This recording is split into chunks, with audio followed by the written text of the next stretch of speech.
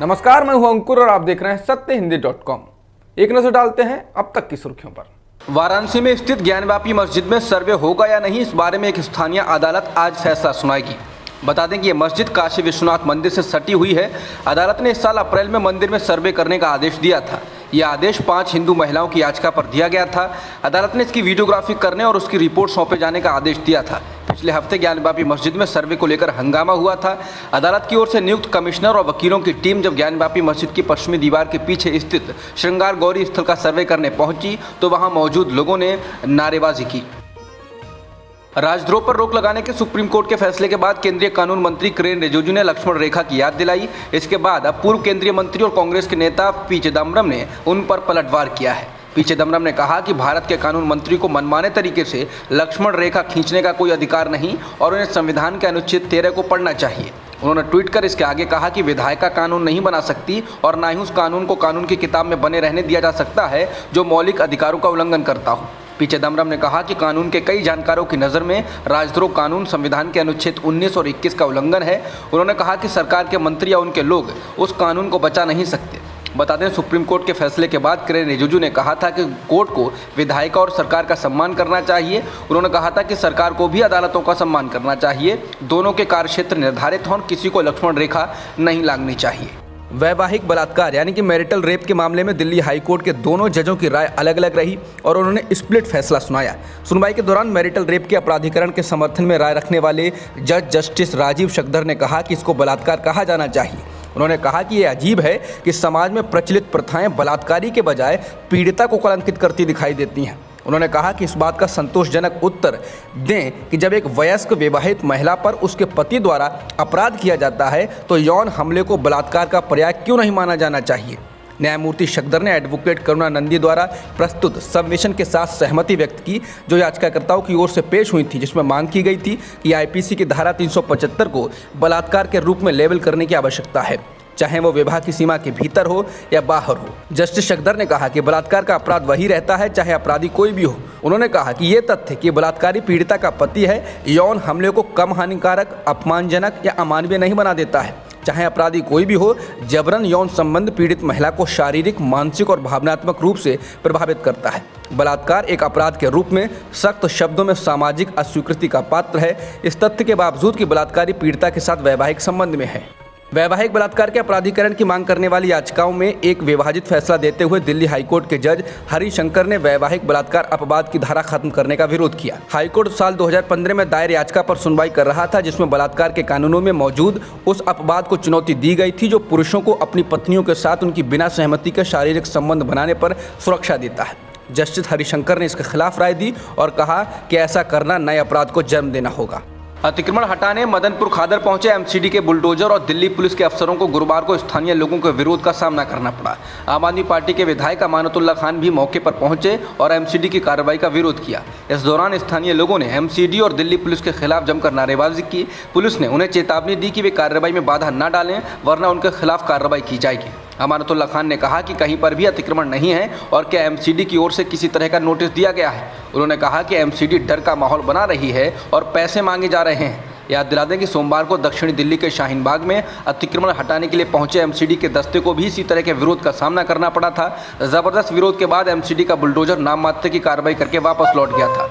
BJP सांसद ब्रजभूषण शरण सिंह ने एक बार फिर से मनसे प्रमुख राज ठाकरे के खिलाफ मोर्चा खोला है।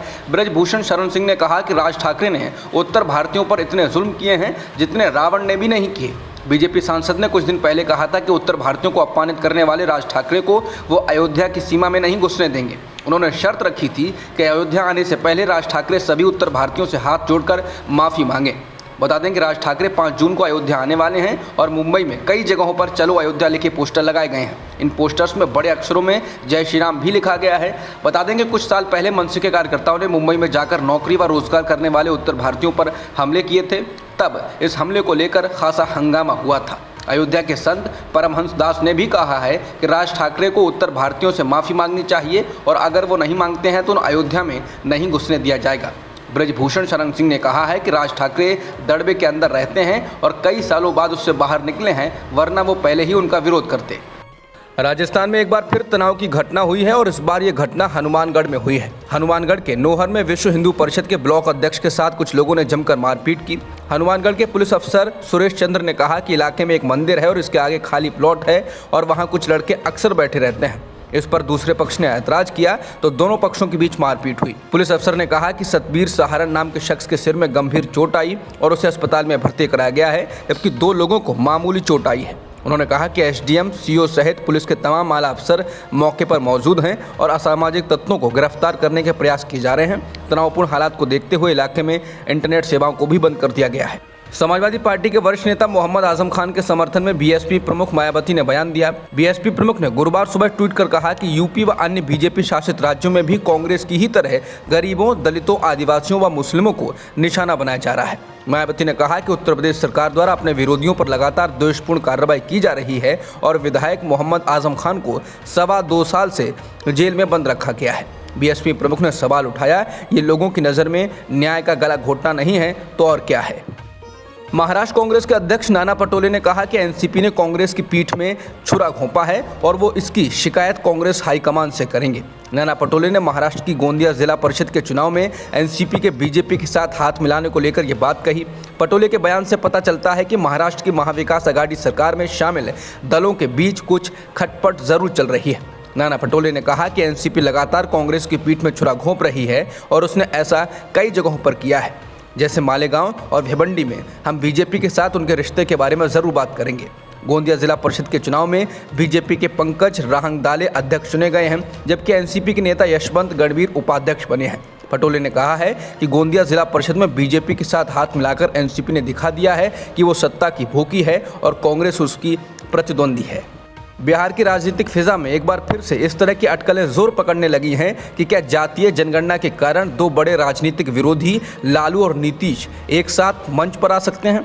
इस तरह की अटकलें तब और तेज हो गईं जब बुधवार को पटना में नीतीश कुमार और तेजस्वी यादव के बीच जातीय जनगणना के बहाने बंद कमरे में 1-to-1 बातचीत हुई। कहा जा रहा है कि तेजस्वी बिहार में जातीय जनगणना करने की मांग को लेकर नीतीश से मिलने गए थे।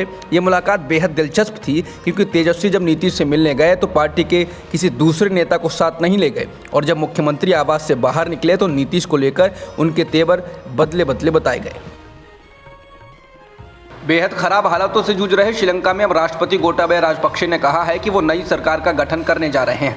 उन्होंने एक के बाद एक ट्वीट कर बताया कि देश में अराजकता की स्थिति बनने से रोकने के लिए और ठप पड़े राज्य के मामलों को सुलझाने के लिए एक नई सरकार बनाने के लिए कदम उठाए जाएंगे। उन्होंने कहा कि सप्ताह में ही एक ऐसे प्रधानमंत्री की नियुक्ति कर दी जाएगी जिसे संसद में बहुमत हासिल हो और जो लोगों का विश्वास हासिल करने में सक्षम हो। भारी विरोध का सामना कर रहे गोटाबया ने ट्वीट कर कहा कि नई सरकार को नया कार्यक्रम पेश करने का मौका होगा और उसे यह अधिकार दिया जाएगा कि वो अपनी नीतियों से देश को आगे ले जाए। इसके अलावा संसद को और अधिक सशक्त बनाने के लिए संविधान में संशोधन का भी प्रावधान किया जाएगा। साथ ही कार्यकारी अध्यक्ष पद को समाप्त करने के सुझाव पर भी विचार किया जाएगा। अब तक की खबरों में इतना ही। बाकी खबरों के लिए बने रहिए सत्यहिंदी.com के साथ।